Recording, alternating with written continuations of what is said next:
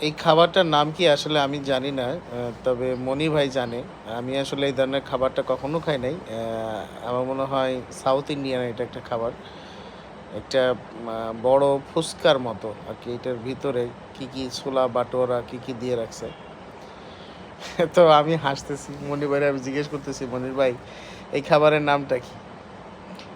চারিদিকে দই, টক দই দিয়ে তারপরে চানাচুর, ভিতরে আলুর ভিতরে কি দেওয়া মানে এটা ফুচকা এরকম আরকি। তো আমি একটু খেয়ে দেখি যে না এটা টক। আসলে আমার তো গ্যাস্ট্রিকের প্রবলেম যার কারণে আমি এটা খাই নাই। তবে আমার মনে হচ্ছে এটা সাউথ ইন্ডিয়ান। মনি ভাই বলল যে সাউথ ইন্ডিয়ান ফুড অনেক টেস্টি খাবারটা।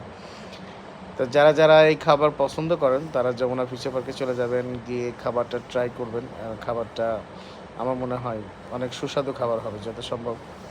আমি আসলে গ্যাস্ট্রিকের কারণে খাই নাই।